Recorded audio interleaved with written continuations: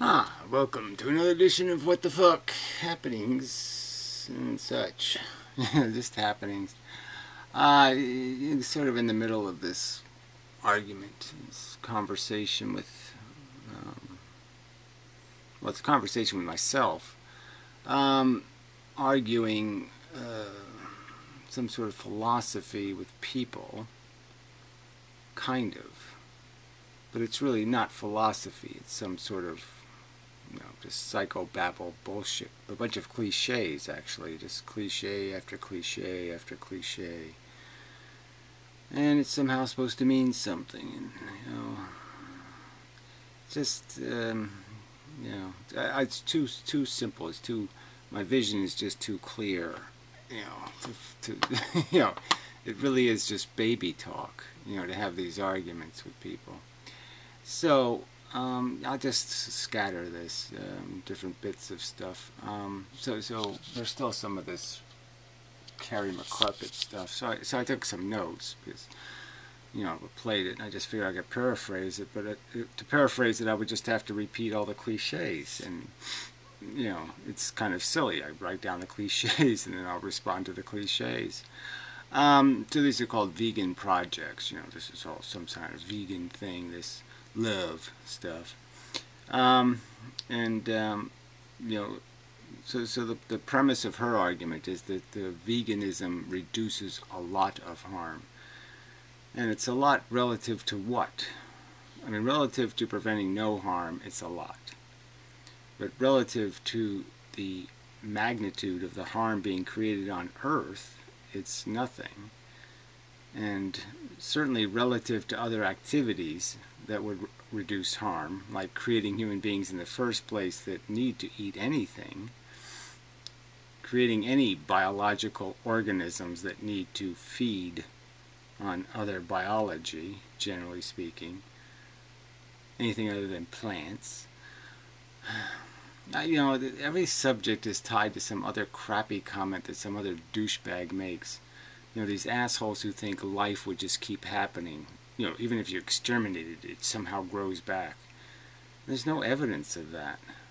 Planet Earth could have stayed. There's probably a high likelihood that if you start with a geranium and plant a geranium on different planets all through all through the universe, that very few, maybe zero, would ever become an animal.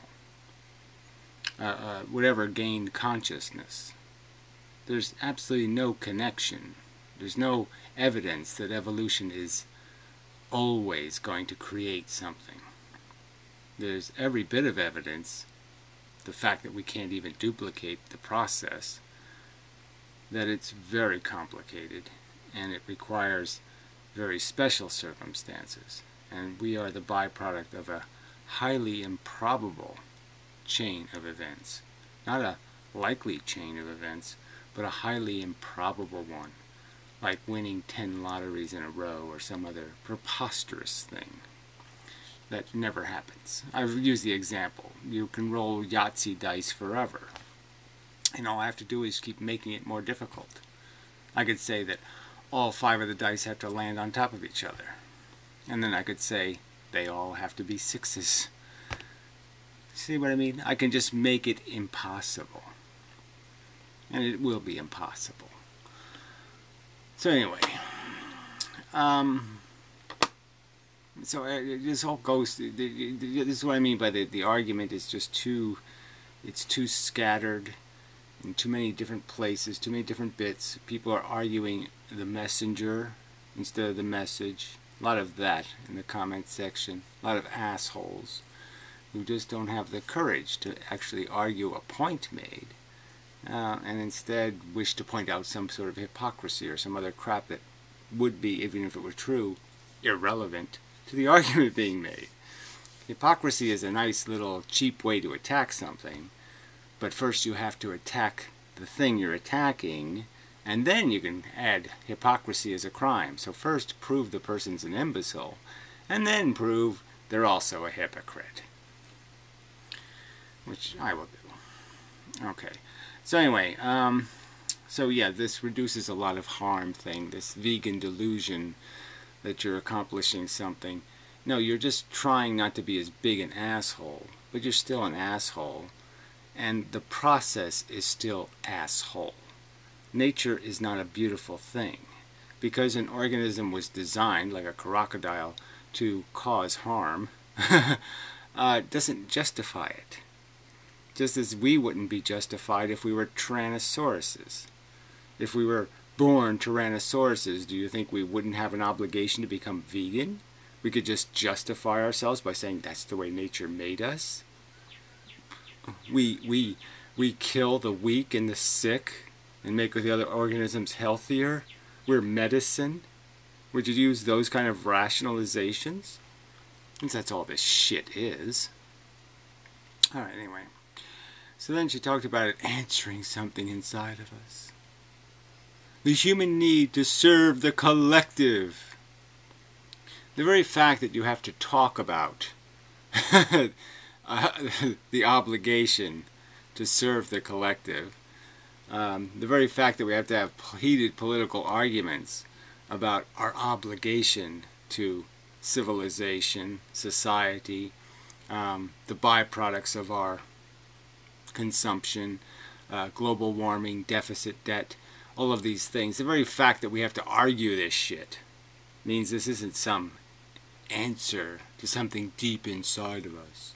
It's exactly the opposite. What's deep inside of us is what's in it for me, and there's very little, and it's only when you have intelligence and you have knowledge of what you're part of, the fact that you are on a lifeboat, that there's nothing special about your life, that the other humans are essentially the same machine as you are, and that you have to earn privilege. I mean, understanding that you have to earn a privilege doesn't seem like that should take much knowledge or intelligence, but apparently it does. A huge amount of knowledge, because people don't understand it. They think privilege should be something you're born to. You earned it by being born to it. That's how they think. These are supposed to be people called intelligent, the ones we can't get along without. They're so vital, and they can't understand that. I'm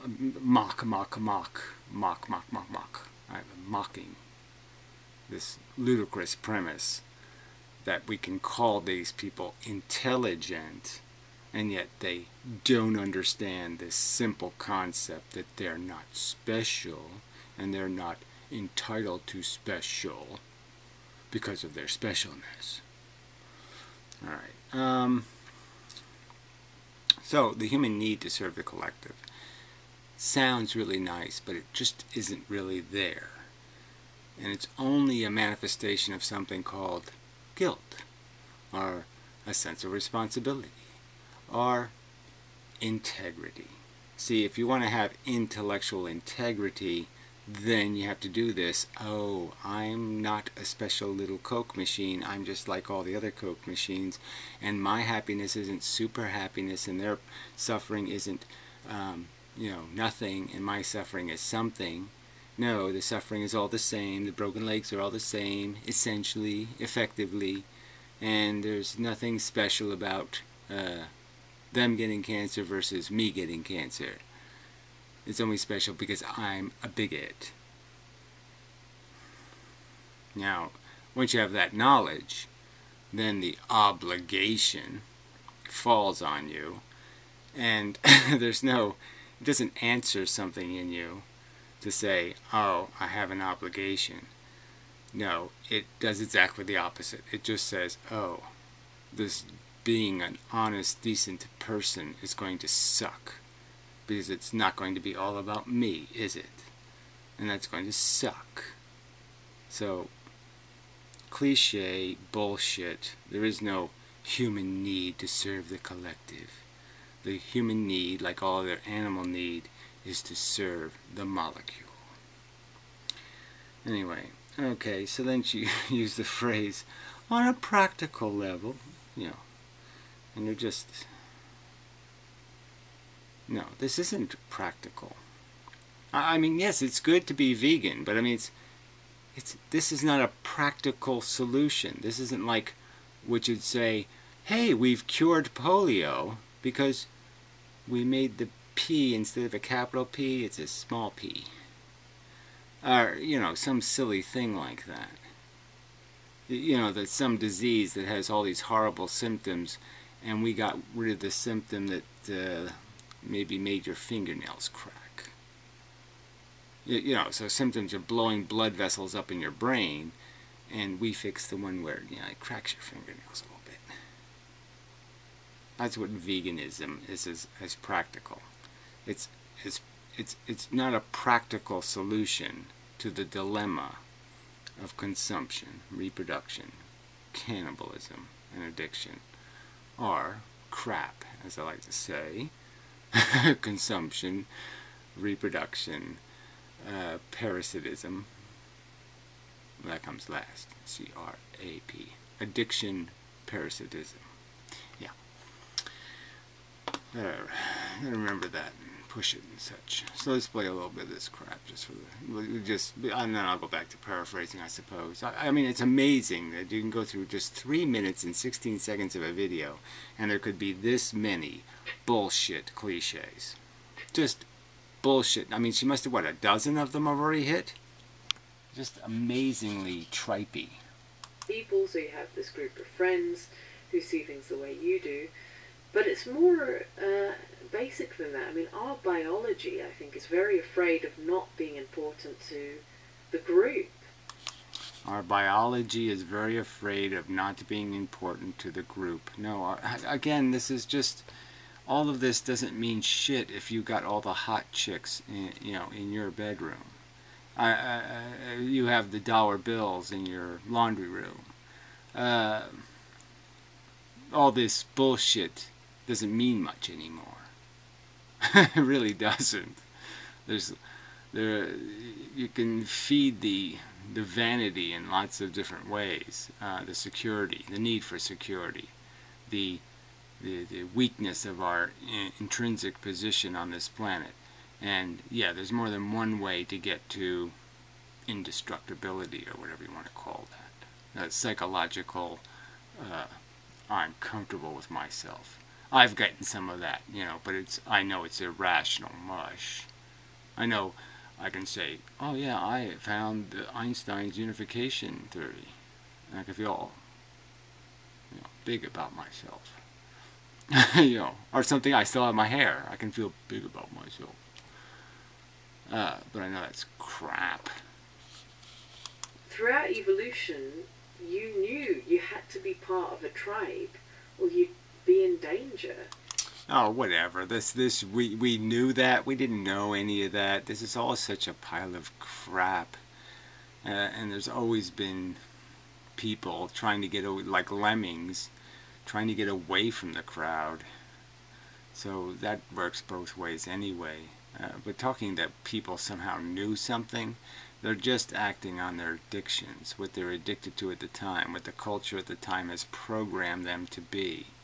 Muslims are Muslims because they're programmed to be Muslims by other Muslims, not because there's some natural obligation to be a Muslim. I mean, this is just bullshit. And so when you feel unuseful, unneeded, it brings about a strange anxiety in people. This is all psychological crap. This really has nothing to do with a rational argument. It just has to do with this touchy-feely crap. It's just crap. So let's... yeah, it can only take 30 seconds more. So I'll do that some other time. And such. So let's read some comments. There's a couple of real winners in here. Oh, God, people just suck. So anyway, yeah, I don't think there's any other news. Old fan made a, you know, informative little video on the antenatal newsy thingy. So, you know, what's Benatar doing and this and that. Yeah, but I don't know. Whatever.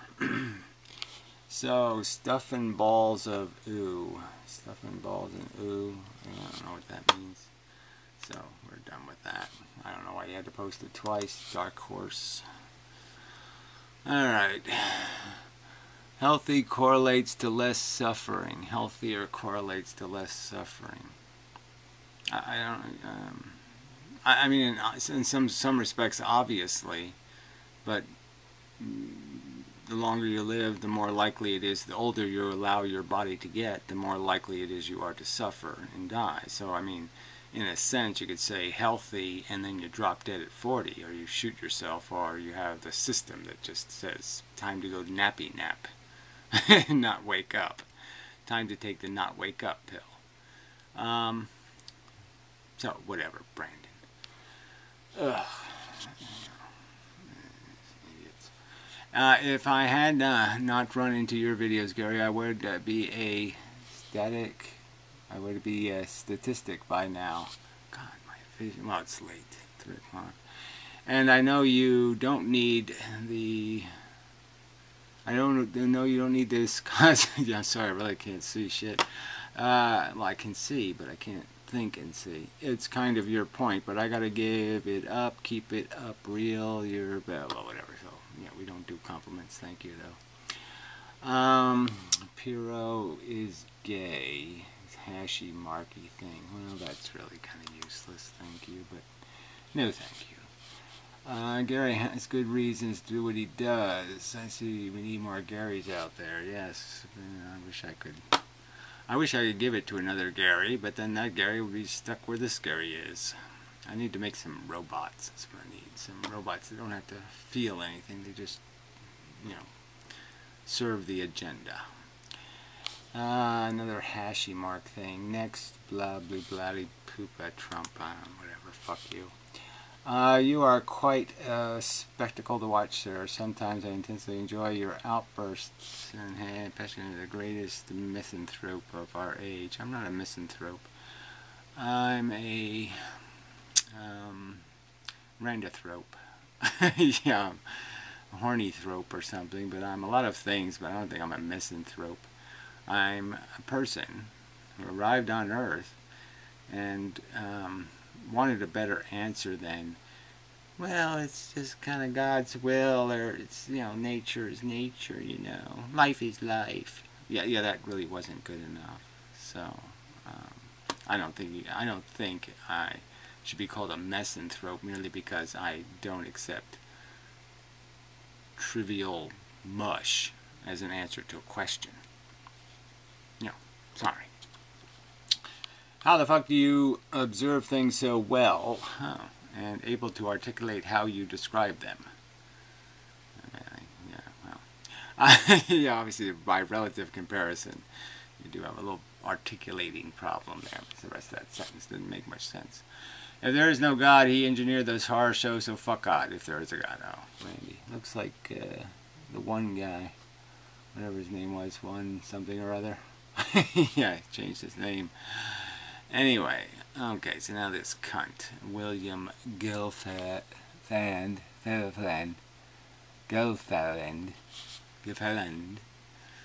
Gelfand. He's got some stupid icon, stupid no content. So, Mr. No Content. How do you have so much time to do these videos? I could ask you the question, how do you have so much time to watch them? Because it takes exactly the same amount of time. This is I mean, this might be too complicated for you. I mean, the physics might go right over your head. But it takes me exactly as long to make the video as it took you to watch it. Yeah. Amazing, isn't it? Exactly the same amount of time. They're like an hour long and you make like 4 or 6 a week, for fuck's sake. Well, look, you listen to the videos and then you write a whole bunch of comments. I mean, how can you do that? Where do you get the time for that, you welfare whore?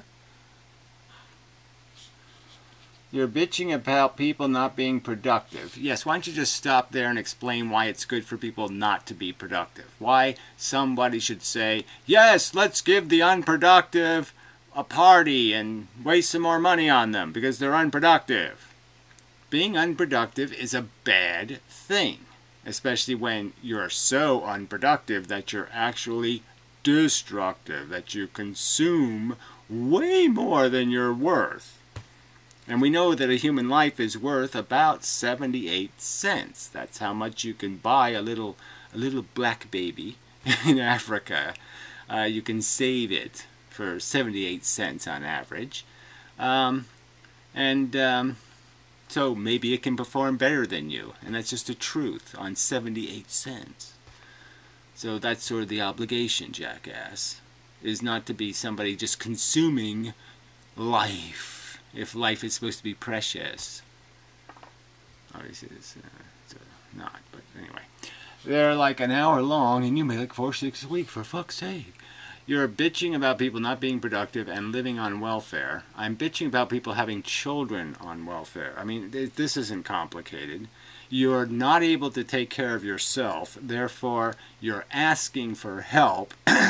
Then you should minimize your expenses. You shouldn't expect color TV.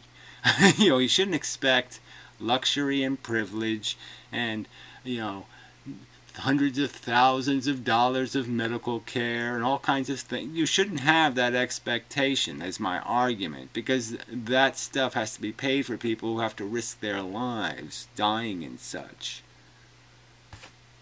You get it? And the money might be better spent saving lives somewhere else. Very valuable, productive lives are being wiped out, being annihilated, destroyed, exterminated, that you could save for much less money than you're costing. So I'm just saying the welfare whores should be humble, and they're not. They sense some sort of entitlement. They're useless sacks of dumb, ignorant shit, and yet they think they're entitled to something. They're entitled to be called useless pieces of shit. Anyway, that's the argument, fuckhead. Why don't you counter it with an argument instead of this drivel?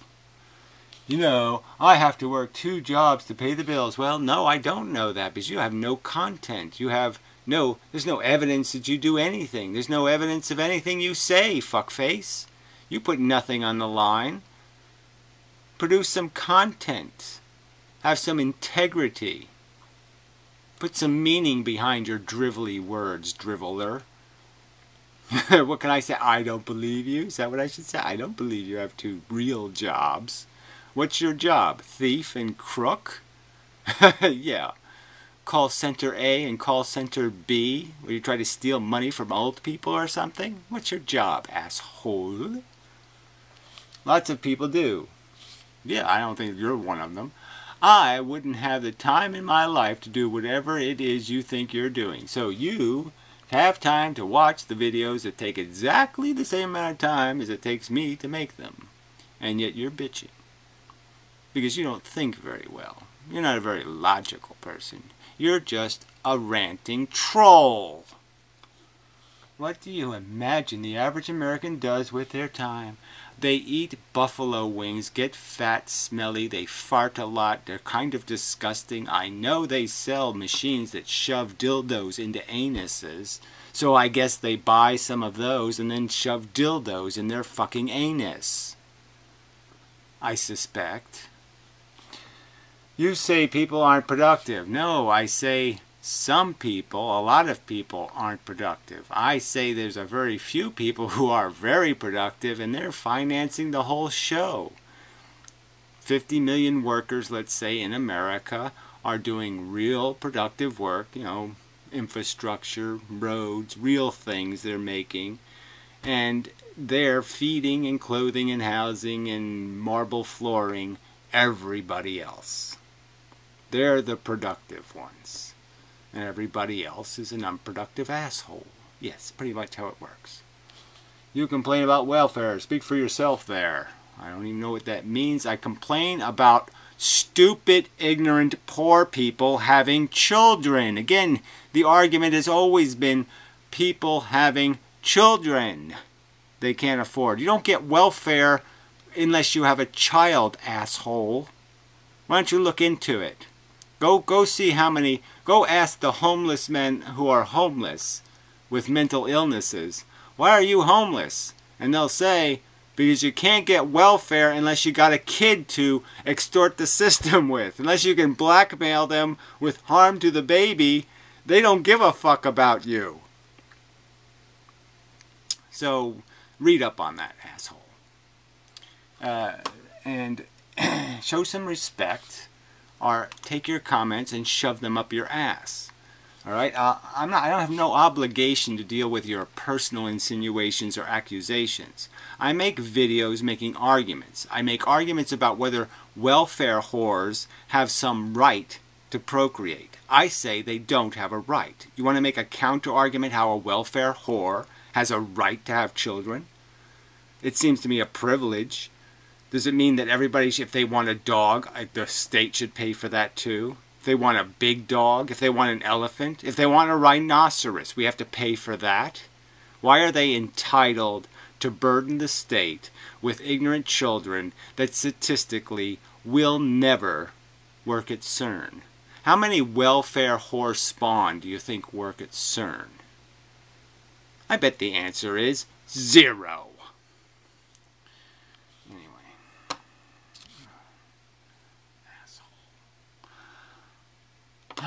Good video, Robert Plant. Fuck the fuck yeah. Well, fuck you, Carl. Icon. Cartoon man. Oh, he's a cartoony. I bet you've had some fucking dildos in your ass. So, I don't really like this timestampy thing. Timestamp pretty much sums it all up. Well, I don't know. I can't hit the timestamp here, so that's not going to do me any good. Just won't play the video. But whatever. I just think it's presumptuous to obligate people to go to the timestamp to find out what the good part is. They have to trust you. I don't know. This doesn't seem right. Great video. Made me LOL a lot. Smiley face. Okay. I mean, I really don't make them to, for that purpose, but if that's the side effect, okay. Piro's a waste of space and such. Well, it's just really not that interesting an argument. I mean, I'd rather you be more specific about his exactly inane, irritating things. I mean, even just ripping on his silly habit of keeping the microphone too fucking close to his face. Review the movie I'm Not There, 2007. Well, I have to watch it to review it, so I don't know.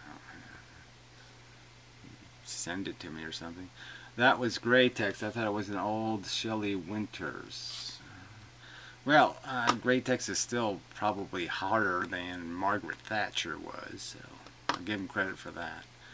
Glad to see Gary drop the hammer on the carpet.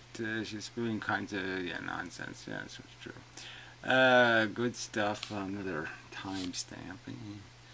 Alright, so here we go. William again. William.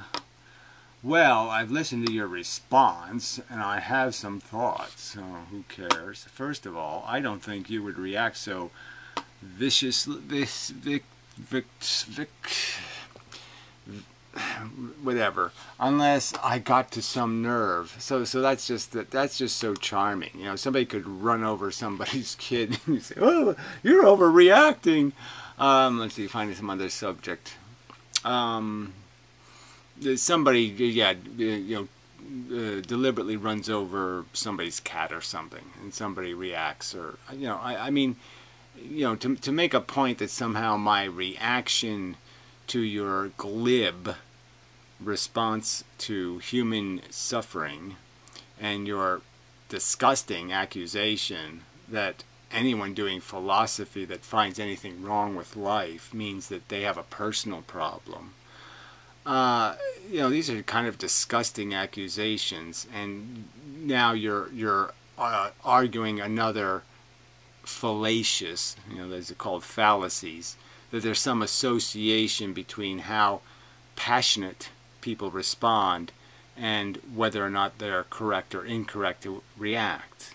So again, it's just another cliche pile of shit. You're just such a petty cheater. This isn't a counter argument to the arguments that have been made to you, you fuck. Yeah. The nerve you're hitting. Yes, you are hitting a nerve. The nerve is the human race absolutely sucks if this is what people waste their time doing. Assholes who complain about other people wasting their time, and here he is, writes all of this crap on a video. He has no accountable presence, and yet he writes all of this crap as if somebody should pay attention to Joe 11-year-old. Anyway, and just to clarify, I do not think that death is mundane personal problem. Well, I'm just saying the subject of antinatalism deals with these things that you called mundane problems, and the things they deal with is the fact that, yes, our lives are kind of futile, because you will gain experience as we become better at living, as we become better human beings, we become closer to death. It is imbecilic and upside down and back-assward. Why waste your time going through life experiences that humble you and make you into a better person just so you can perfect yourself the day before you drop the fuck dead? Yeah, it's really stupid. And then, of course, you die through a process of deterioration that is quite not mundane and is quite horrible.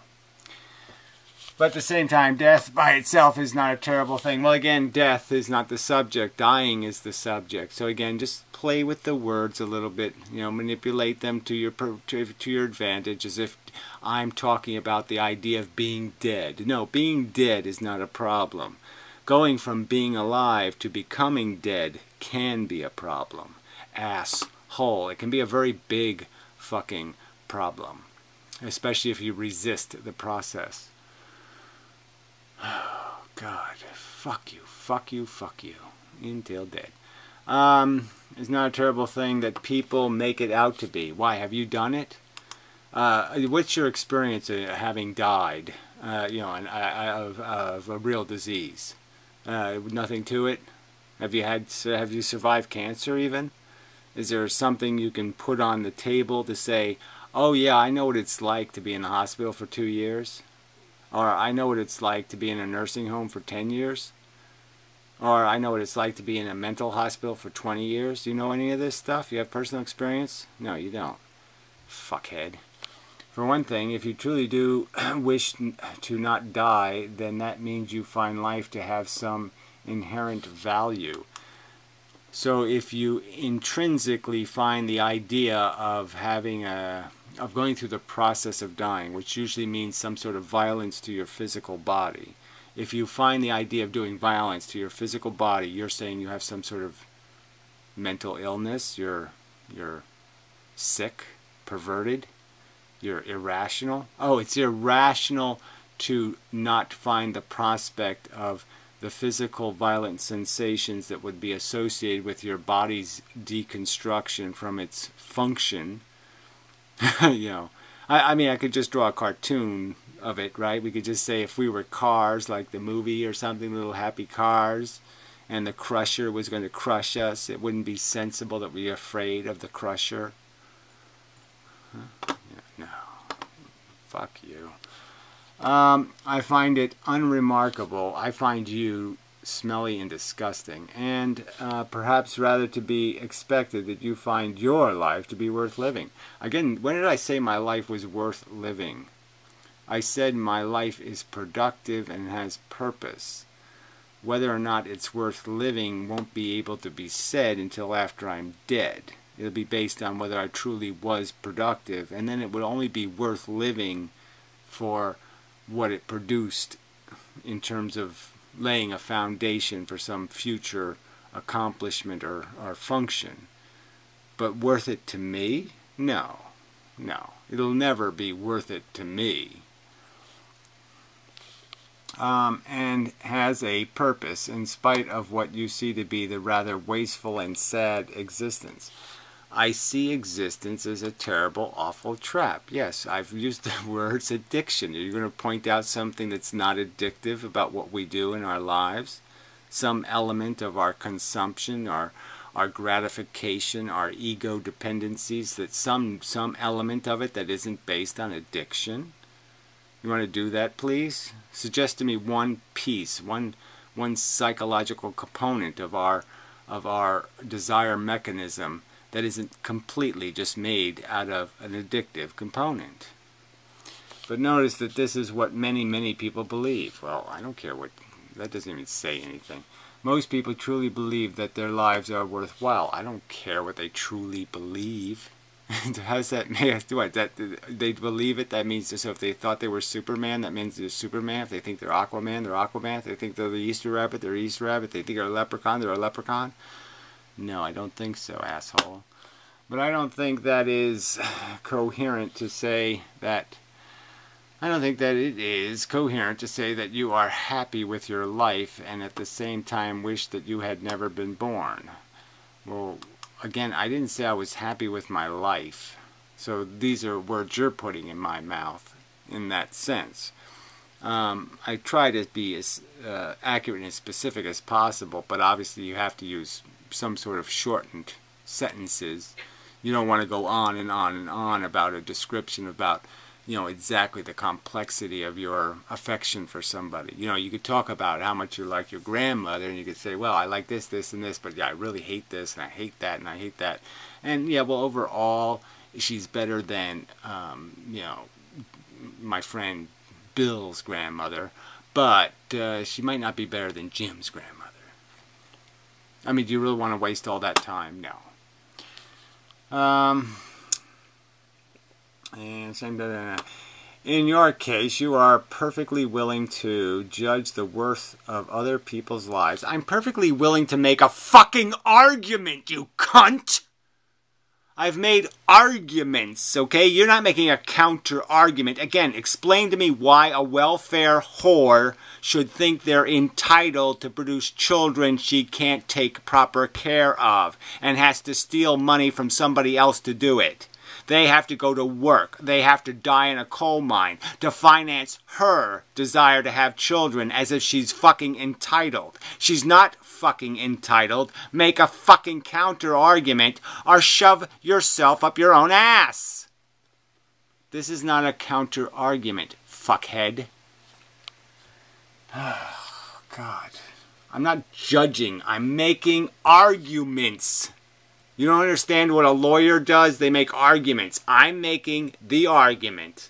I'm suggesting welfare whores suck. Here's the argument in defense of that proposition. You're the one judging, and you're saying, no, they don't, because I say so. You're not making an argument. And say there are some lives not worth living. I'm saying all lives aren't worth living. That's for fucking goddamn sure. You're just feeding addictions. You will never accomplish anything but barely clean up. If you live the ideal life, you might be able to clean up the mess you make. You might be able to. But in order for you to make this judgment, you must at least tend to agree to the idea that your judgments about the value of another life are better than your own. Your judgments about the value of another's life is better than your own. What the hell does that even mean? You must at least tacitly agree to the idea that your judgment about the value of other lives is better than your own. Why do I have to tacitly agree to any of that? I'm saying the accomplishment of your life isn't going to be able to judge. I'm saying we know in general principle, okay, what outcomes are statistically. I'm saying there's no production here, all right? If you open the door to polio or AIDS or mass murderers or this or that, that's what you're going to get. Those statistics are real. Those potentialities are inevitable. They'll be realized. You can't make life, you can't take the price out of it. It's intrinsically expensive. For instance, you say that people born with mental disorders or born with diminished capacity have no reason to live. Again, you're arguing the wrong argument. I'm not saying they don't have some reason in their head that says, I want to leave, I want to leave, I want to chase people. I'm saying there's no logical, functional, defendable reason for their existence to be created, that it is not going to be productive, and should wish to have never been born. Again, this is never anything I said, asshole. What I'm saying is if they're intelligent, they'll certainly understand that there's no way to live life without putting people in preposterous jeopardy, and that no one would want to do that. There would be they could find no purpose in saying that, oh yes, I lived and I accidentally, caused somebody to get cancer, or I paralyzed them in a car accident. You could justify your life if you did that. If you paralyze some kid, you would say it doesn't matter. My life is still justifiable. I'm accomplishing so many great things that I can paralyze a whole bunch of kids and it's okay. But those kind of risks are okay with you. It's okay for you to walk around blindly, with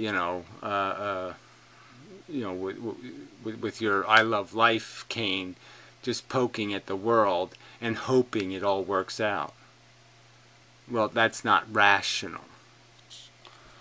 This is nothing but arrogance on your part. Fuck you. It's an argument. You're not making a counter-argument. The argument it's again another fallacious argument that arrogance is now a reason for something to be wrong. No, it's not.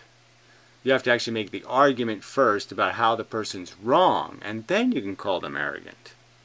But until you've demonstrated that they're wrong, arrogance is just rightful confidence. You don't know what lives are worth living. So I'm not allowed to have an opinion.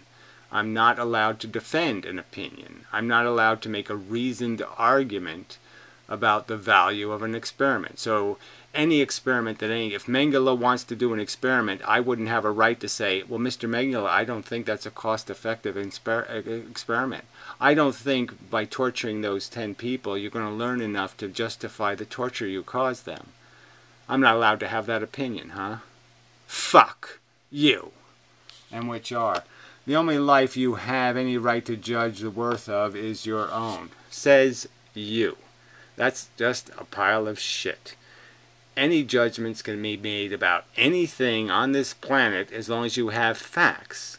Any trial can take place if you have facts. If you have some evidence to try, then there's a case. If there's no evidence, then you don't have a case. So for you to argue that there's no capacity for us to understand what life is, how it works, what its psychology is, what the basic mechanism is, what the basic rules of this experiment that you're conducting are, and to say this isn't a sufficient experiment. It doesn't do anything.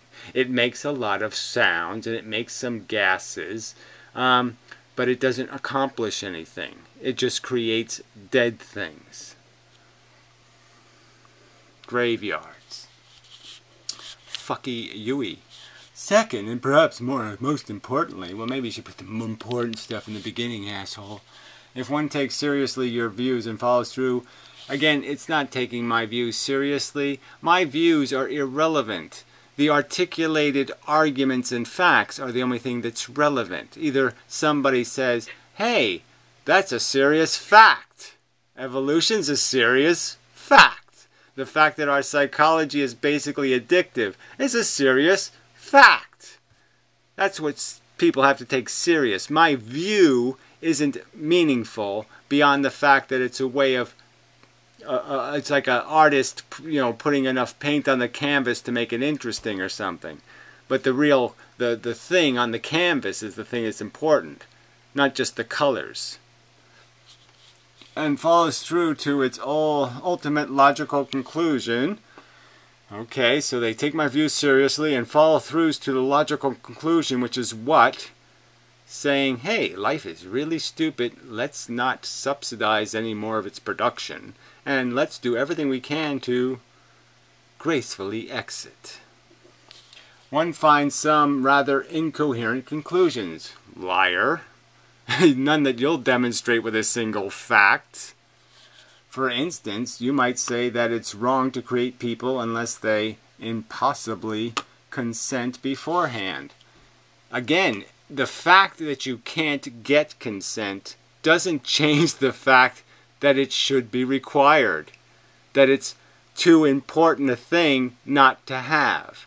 Now, if you were doing it to yourself, you don't need consent. But we know that my brain isn't my mommy's brain, that my brain isn't my daddy's brain, that my brain is my brain, and my experience will happen to me. All right? They have no right to project, to say, I know what he will want. I'm qualified to make this decision for him. I will pick a straw and I will stick it in his pocket. I'm sorry, that's not legitimate. It's not legitimate to tell somebody, I dealt cards to you, right? We were playing poker. I dealt the cards. Yes, you weren't playing, but I dealt them for you, and you lost. You're saying it's okay to do that, as long as you know for sure, well, you would have played. You would have wanted to play, I'm sure. No, you can't do that. So the fact that you can't get consent doesn't change the fact that for any activity of this weight, you would have to have consent. So you're still violating consent. It's a significant problem. It's a real violation. Now, if there was some guaranteed golden egg that you could show, some kind of real productivity, like the human race saves the universe from being in suffering torture, that the human race existing killed, the cosmic Mangala that would have tortured a galaxy. Now, if you could show where human beings were so fucking valuable, then you could say, okay, a little violated consent, no big deal, because there's so much purpose. But you're not going to be able to do that. Just like Mengele is not going to be able to justify his silly experiments. All right. Consent beforehand. But you could just as easily, no, you won't be just as easily say this. You could just as easily say that it's okay to create people unless they impossibly refuse consent beforehand. Again, the obligation is not to ever have to refuse consent. So that's just ludicrous. You don't ask somebody beforehand, is it alright if I run you over with my car? I want to get drunk and I'm going to run you over, so it's okay with you that I run you over as I drunk drive or something? I mean, I'm just saying no one would ever consent to something if they're being asked for consent. So again, you can't turn consent into something that you can turn upside down, because consent means they have the choice. It doesn't mean that you make the choice. So again, you're just violating consent by, in both cases, saying you're qualified to make a choice for them. Either way, you seem to want to invoke hypothetical consent. No, I'm invoking the principle that any jeopardy, when you're going to pull straws and put them in pockets, that you have the obligation to be certain. All right? Now, if you're telling me you're certain it's justifiable, you're certain their suffering doesn't matter, that you are certain that their suffering is more than overwhelmed by the happiness of the deluded retard. So the deluded retard playing with the balloon makes the person in the mental institution getting the electroshock therapy fine and dandy. You know that for certain. So you know for certain how much suffering a child should endure to be saved from cancer. You know all these answers, and you can make these decisions for other people. Now, if you are certain, then you can draw straws. Okay? But only if you're certain. That's the way it works. And quite obviously, your certainty would be a delusion, because there's no way you could be certain, is there? There's not enough evidence for certainty, is there? So you're the failure. You're the one with the aggressive, I'm going to draw a straw policy. I'm the one arguing for the fail-safe, unaggressive policy. So I don't have to have certainty, and I don't have to have the evidence to justify certainty. So I'm free of both obligations. But even if we said I have the obligation to be certain, the truth is I can evidentially explain why I'm certain of the fail-safe. I can defend fail-safe. You can't defend high risk. All right. But how can you know? You're the one saying you know. You can't be sure. You're the one saying you're sure. You're sure enough to put a short straw in somebody else's fucking pocket. You're sure enough to deal them a hand they didn't ask to be dealt. You fucking cunt. Also, if you flatly reject the concept of hypothetical consent, again, I don't accept the concept of talking about this as if in a sense of hypothetical. There's no point in hypothetical consent.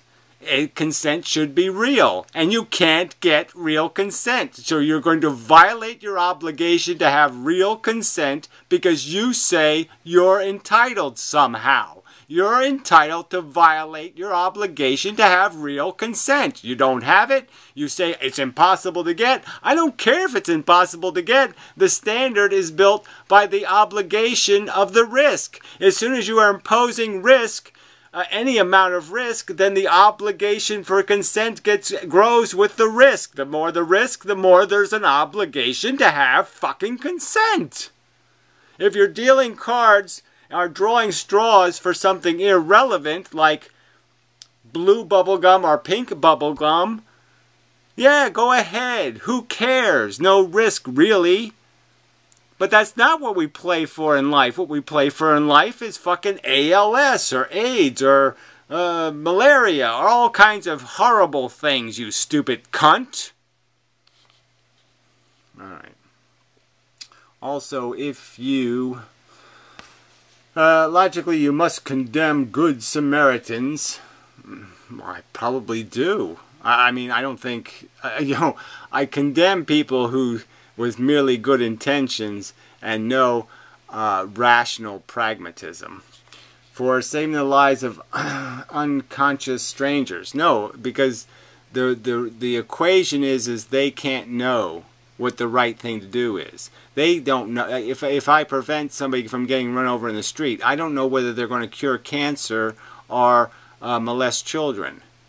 So the obligation, though, is just the general one to say, prevent harm, okay? And in death there's harm, in the process of it, and there's always harm in something happening by accident. I mean, there's a correlation between doing things sloppy and doing things surgically. Scalpels are better than sticks for surgery, that kind of thing. So you do things on purpose and you do them carefully. So anytime somebody's preventing something from happening by accident or by act of nature, they're probably doing the right thing, because acts of nature shouldn't decide destiny. Destiny should be decided by a process of thinking and analyzing and appreciating the possibilities and judgment. And if no judgment, if the system isn't judging, then it's reasonable for somebody to intervene and say, if there's somebody's going to die, then they should die for a good cause or a good reason or for function, not because there's a pebble in the road that I could pick up. There's a banana peel on the sidewalk I could pick up. That shouldn't be deciding. Banana peels on sidewalks shouldn't decide destinies. It's a simple way to say it. I wasn't very articulate, but that's the simple explanation. It's always a good idea not to let banana peels, rather than our brains, decide destiny. Asshole. But maybe you, being a hermetic kook hell-bent on preventing morality and spreading like a disease your disgusting views on inherent moral vicariousness of human life. Whatever. Again, more just drivel. Your argument isn't, I mean, whether I'm a hermit or a kook is again irrelevant until you demonstrate with a fact or an argument. You have to demonstrate the irrationality or the unreasonableness or something in the argument that's defective, and you're not doing any of that. You're just making these generic statements as if somebody should be impressed because you made these accusations. You didn't defend these accusations with anything called evidence. Yes, the fact that you find my views disgusting is reasonable because I find you disgusting. Everything about you. Anyway. Reject CPR training as well. I don't know. Well, again, I'm not going to defend people doing. Many people choose to say do not resuscitate. So, how effective it is. This whole idea of saving lives. People always use that term, saving a life. No, you can lengthen a life. You can't save a life. So whatever crisis you get somebody through, there's going to be some other crisis that's going to kill them eventually. So letting them half die, and then letting them half die again, and letting them half die again, and then letting them fully die, isn't too bright, in my opinion. So if somebody's got some sort of catastrophic defect, it's probably best that you just let it finish them off, rather than drag out their suffering. So I can give at least 3 examples. There's always anecdotal examples. Certainly there's plenty of people that have been saved, like the modern mystic, bypass surgery. Worked great for him. Bill Clinton worked good for him. So yes, some people are able to reclimate their catastrophic brokenness and recover from it. But I also know many cases where they weren't. So they ended up just having a heart attack, and then 6 months later another heart attack, and then 6 months later a really bad heart attack, and and so they just ended up spending 3 years in the hospital, effectively. Very expensive, very uncomfortable, very miserable, very horrible. So yes, saving their life probably wasn't a great idea. Fucking cunt. Alright, so I did waste an awful lot of time on this asshole.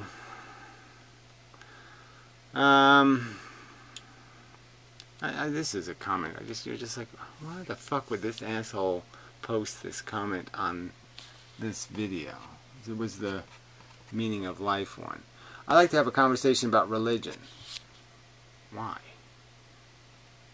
Why would anyone waste time on religion? I mean, religion is just pathetically stupid. Especially, I mean, after the last, the Human Genome Project, I mean, should have been like the last nail in the coffin. I mean, once they did this, once they got these alleles, all this shit in the fucking goddamn computer, it's game over. There's no fucking God.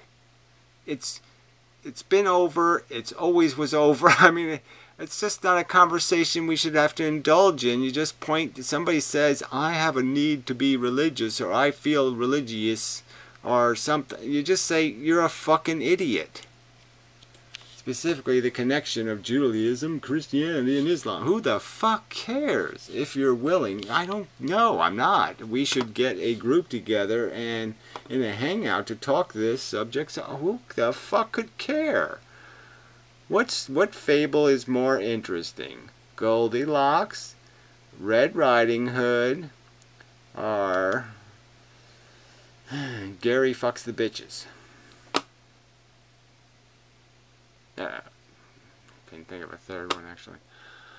Anyway, deleted that shit. You had high hopes for Carrie, huh? Yeah, I guess. Well, I had hopes that she wasn't an imbecile. I mean, she seemed pretty smart, but yeah, there was indications. I mean, I did do that little interview thing with her, and there was a couple of points where you're just like, what? Oh. And the more you talk to her, yeah, the more you start hearing this shit, and you're just like, what is that about? So anyway. The phrase, you love, oh, this one really annoyed me. Yeah, the phrase, love your neighbor as yourself, seems to be another way of saying, concern yourself with the well-being of others. Yes, but see, she's talking about it as if it's some sort of native, intrinsic thing, and quite obviously, that fundamental golden rule of the Bible, which just basically eliminates the need for the entire Ten Commandments, right? It eliminates the whole need for any other moral statement, in a sense, right? If you actually do treat other people as you would treat yourself, you're really not going to be able to harm them in any way whatsoever. You're not going to be able to steal or crook them or lie to them or do that, but you don't do any of that shit to yourself, right? Oh, he's got a silly pit bull as an icon. I mean, what a fucking idiot. I mean, you would want your neighbor to put you at risk by putting a pit bull in their yard. You would think that's rational. Oh, I'll treat my neighbor like myself by having a vicious dog that can kill them in less than 2 minutes, and you know, you just go nuts any old time, and just wipe out their kids and shit. I'll put their kids at risk. You know, and I'm glad that people do that to me, that they put my children at risk for no good reason over a dog choice, and it's not even an attractive dog. It's ugly as fuck. It's hard to understand. Anyway, so you're not even getting it, right? So this has been in the Bible, 10,000 years, well, 2,000 years of babbling this rhetoric, and the human race isn't even close of living to this. And her argument was, this is some sort of intrinsic, the beating heart of mankind just wants to do this, treat other people like yourself thing. No, they're not even coming close to meeting that mark. So you just totally missed the point, don't you? You idiot. Just as you concern yourself with your own well-being. In that context, it seems to be a very distinct concept from loving. In that context, it seems to be a very distinct concept from loving the taste of candy or becoming infatuated with someone based on their appearance.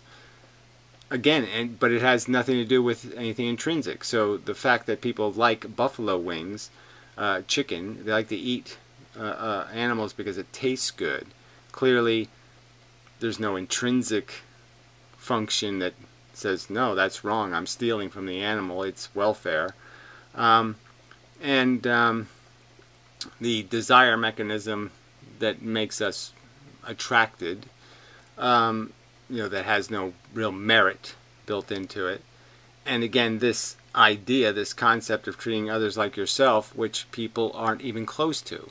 So clearly there's no connection between desire, sexual desire, the clear passion for aesthetics, attractiveness, that the strength of that compared to the strength of people's desire to treat other people like themselves have nothing in common. One is so powerful and one is so incredibly weak. So obviously